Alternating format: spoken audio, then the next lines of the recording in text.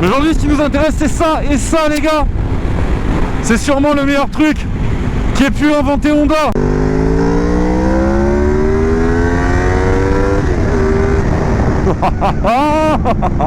C'est trop bien. C'est bruit. C'est génial.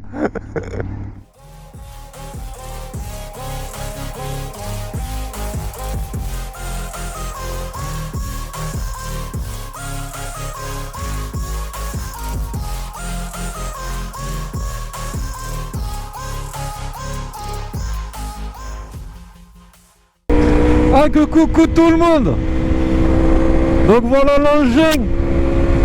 Un petit VFR. Enfin petit. Ça reste surtout un 800. Et c'est pas n'importe quel VFR. C'est un VFR 800 VTEC. Et ça les amis, moteur V4, c'est sûrement une des meilleures choses qu'ait pu inventer Honda dans les 20 dernières années. On est sur un moteur V4. C'est quand même des moteurs qui sont pas hyper répandus hein, les V4 hein. Donc voilà, c'est la nouvelle acquisition du jour. Et sûrement la dernière en un petit moment quand même hein, parce qu'on va pas acheter des bécanes tous les 4 matins. Mais c'est surtout que cette moto pour moi elle a une histoire particulière. Pour faire simple, il y a quelques mois, pour mes 30 ans maintenant que je suis vieux, comme diraient certains, j'ai eu un petit album photo de ma mère. Et dans cet album photo il y avait des photos de mon paternel. Voilà, il y a toujours eu un rapport avec mon paternel un peu particulier. En fait, sur ces photos-là, on voit le paternel. Donc, avec les premières VFR, donc les 750, moteur V4, cascade de pignon, les premières RC24 qui à l'époque sortaient 90 ou 100 chevaux. Hein. C'est des bécanes qui sont sortis dans les années 80-84 même, si je crois, de mémoire, ou 88, je sais plus. Qui avait quand même, pour l'époque, c'était des engins de guerre. Et c'est vrai que l'histoire, je la trouvais sympa de se dire peut-être un jour, pourquoi pas, voilà, continuer, perpétuer, entre guillemets, cette petite histoire, peut-être de père en fils, d'acheter un VFR, moi d'avoir mon VFR. Et c'est vrai que l'idée a mûri un peu. Et j'ai commencé à me renseigner. Alors au début je partais pour acheter une donc pas une RC24 hein, parce que je vais vous la faire courte. Une RC24 aujourd'hui, pour en trouver une dans un bon état, c'est quasi des machines de collection. Donc c'était complètement hors budget. Donc j'avais dit non. Ensuite je me suis penché sur une RC36. À savoir que la RC36, alors on en trouve à tous les prix surtout. Et surtout dans tous les états. Oh là là là là là là là, ce V4 il est incroyable. J'avais commencé à regarder pour en acheter une. Alors ouais, c'était des bécanes assez sympas, très chouette, mais je sais pas, moi il manquait un truc. Il y a un truc qui m'a pas fait tilt en fait. J'ai pas eu ce coup de cœur en fait, qui pourtant est très belle, mais j'avais pas ce coup de cœur. Et un jour je regarde, je dis oh vas-y on va re-regarder encore une fois hein, les VFR. Et là je commence à m'intéresser à cette fameuse génération de RC46 qui sont ces machines là. Et je commence un peu à regarder quand même comment c'est foutu. Alors oui, il y a des RC46, bon ça reste des V4 hein. On n'a plus la cascade de pignon, on a une distri par chaîne. Mais Honda à l'époque a fait un truc un peu fou, c'est-à-dire dans les années 90 c'est sorti la technologie VTEC. Donc avec cette espèce de shift cam où on embraye sur des cames d'échappement qui sont beaucoup plus longues et donc qui vont permettre d'avoir un comportement plus rageur sur certains moteurs, donc le système VTEC.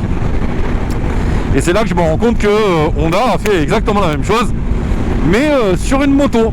Qui plus est un moteur V4, donc quand même un moteur qui de base chante hyper bien.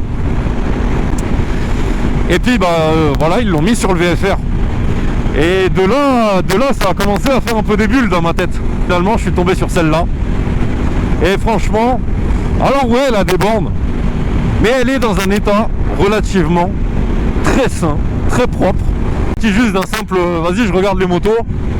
Et puis au final ouais, moi je t'appelle, machin, voilà, je cherche une bécane. Et au final, bah je l'ai acheté. Donc Damien, si tu tombes sur cette vidéo, je te remercie de m'avoir vendu ta moto. Je sais que t'as eu un pincement au cœur quand tu me l'as vendu, mais franchement ça a été top. Et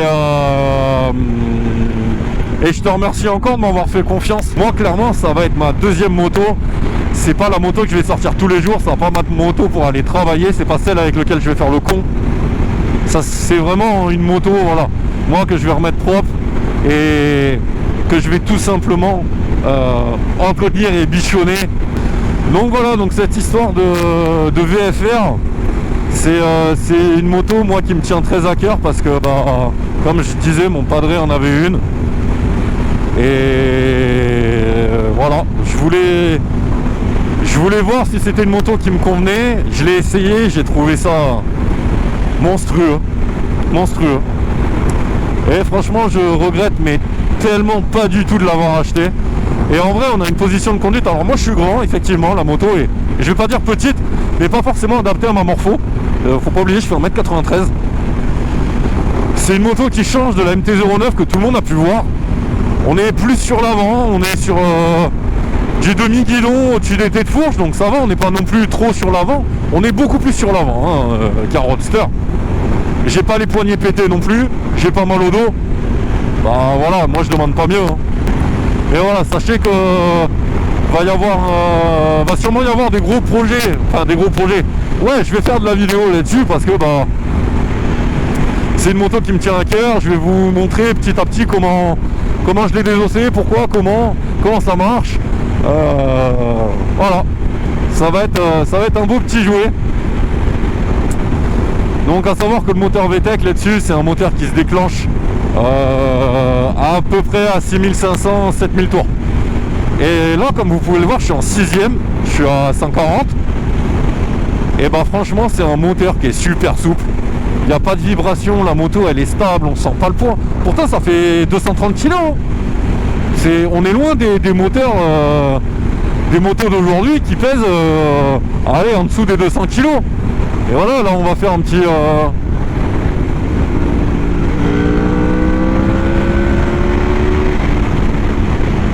là là là là, la sonorité.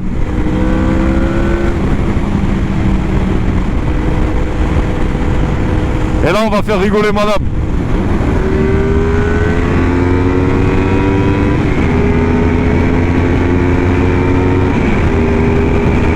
Papa.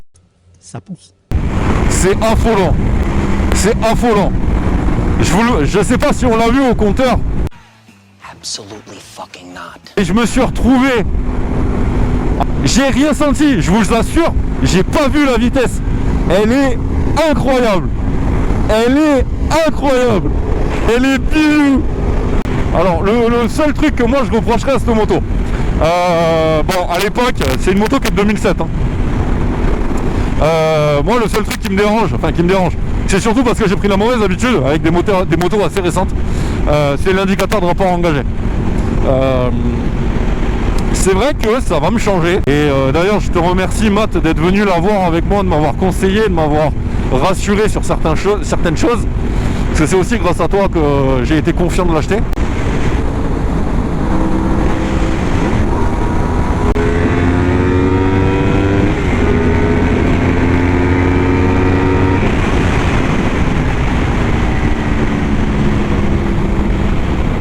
Elle est affolante.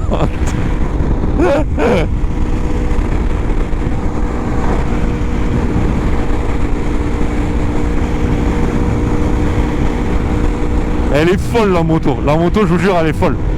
Elle est folle la bécane. Alors par contre il y a un truc que j'avais vraiment oublié pour le coup. C'est que l'autopiste, autrement dit l'autoroute, putain c'est chiant. Aujourd'hui du coup bah on se retrouve donc à bord de la VFR.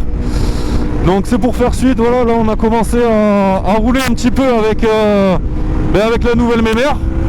Et aujourd'hui il y a un petit truc qui change entre guillemets. Et ben pour ceux qui sont habitués à me voir avec la 09, vous verrez que la 09 est devant moi.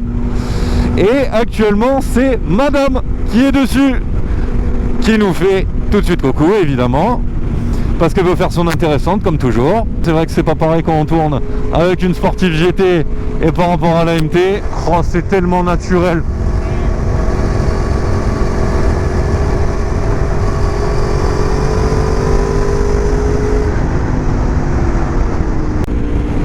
Madame fait un petit tour avec la 09 histoire de se familiariser pour maintenant qu'on y est avec un gros cube. Et ben pour l'instant ça se passe bien. Allez, la petite accélération qui fait plaisir.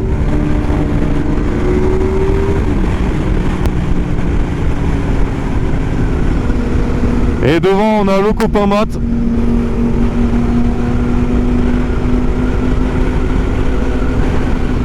qui s'enjaille tranquillement avec sa musique. On va sûrement retrouver des copains qu'on n'a pas vu depuis un petit moment aussi. Le Joe de ses morts qui a vendu son petit Supermoto pour passer sur un Duke 125 qu'on verra, qui est très beau d'ailleurs. Et on va retrouver la paillette qu'on avait vu un peu plus tôt dans une vidéo, qui lui s'est séparé de son Ténéré pour acheter un Vestrom. Et le 12. Oh oh, alerte au gogol!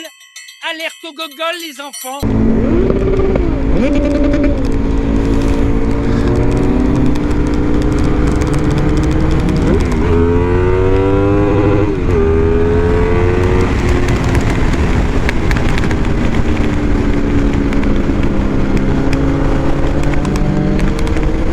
Attends, on a oublié Joe derrière. Il y a Joe derrière qui est plein gaz.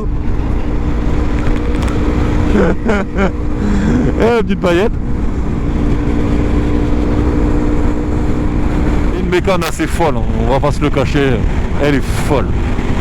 Enfin bref, tout ça je vous le redirai. Je vous referai peut-être une vidéo sur ma joie de rouler avec ça, mais c'est génial.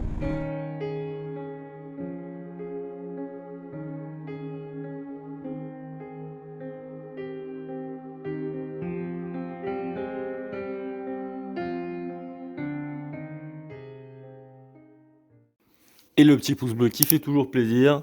Et pour la suite, abonnez-vous, il y en aura d'autres.